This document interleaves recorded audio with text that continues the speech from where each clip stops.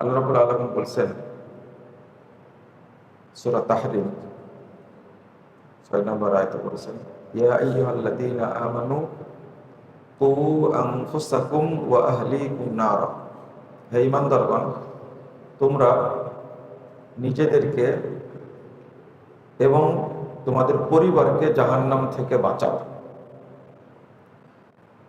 সাহাবাকেরা এই আয়াতের অর্থ করতেন, যেমন আলী রাদিয়াল্লাহু আনহু বলছেন যে বাঁচতে হলে, জাহান্নাম থেকে বাঁচার জন্য প্রথম বলছেন, যেটা ইমাম বুখারী রাহিমাহুল্লাহ উল্লেখ করেছেন তাবে বিদ্যান মুজাহিদ থেকে, যেটা সাহাবীরা বলতেন, আউসু আনফুসাকুম ওয়া আহলিকুম বিতাকওয়াল্লাহ। তোমরা নিজেদেরকে এবং পরিবারকে তাকওয়ার নসিহত করো। যখন খুতবায় দাঁড়াই আমরা, তখন মুসল্লিদেরকে বলি ইত্তাকুল্লাহ, আপনারা আল্লাহকে ভয় করেন। এটা অপরকে নসিহত করা, কিন্তু নিজেকে ওসিয়ত করা বলতে কি বোঝায়? আউসু আনফুসাকুম, তোমরা নিজেদেরকে ওসিয়ত করো। নিজেদের তাকওয়ার ওসিয়ত করা বলতে কি বোঝায়? আমরা তো নিজেকে নিয়ে ভাবি না, প্রত্যেকের চিন্তা অন্যজনকে নিয়ে। অমুক এটা করছে, অমুক এটা করছে, ও ভালো না, ও খারাপ, ও নানান কাজে জড়িত। কিন্তু আল্লাহ বোঝাতে চাচ্ছেন আউসু আনফুসাকুম, আগে নিজেদেরকে নসিহত করো। নিজেদেরকে নসিহত করা বলতে কি বোঝায়? এরপরে ওয়া আহলিকুম, তারপরে পরিবারকে ওসিয়ত করো তাকওয়া আল্লাহ ভীতির জন্য। এরপরে বলছেন ওয়া আতিবুহুম, এবং তাদেরকে আদব শিক্ষা দাও। আলী রাদিয়াল্লাহু আনহু বলছেন আতিবুহুম ওয়া আল্লিমুহুম,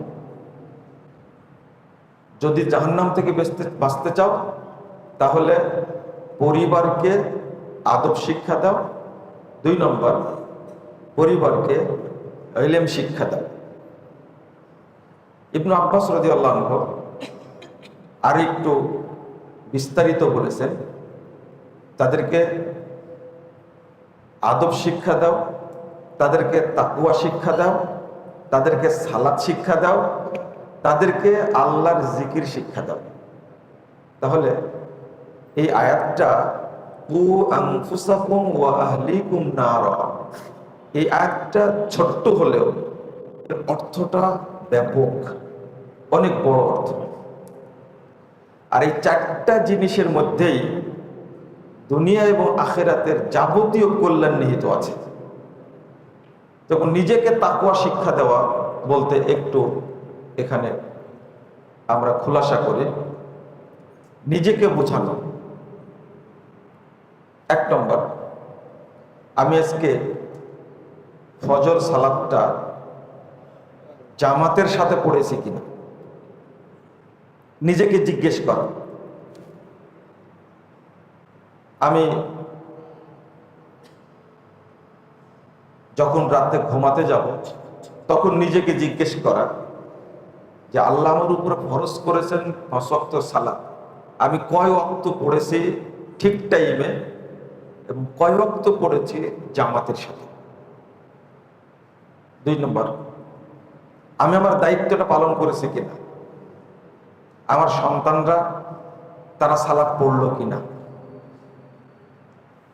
এই যে নিজেকে নসিহত করা, তাদের খোঁজটা আমি নিয়েছি কিনা, এই যে দায়িত্ববোধ, বা আমার যতটুকু দিন চর্চার দরকার ছিল ততটুকু করেছি কিনা। যেমন নানান হারাম কাজে জড়িত, নানান খারাপ কাজে জড়িয়ে পড়া, তখন নিজেকে আমি ধরে রাখতে পারলাম কিনা।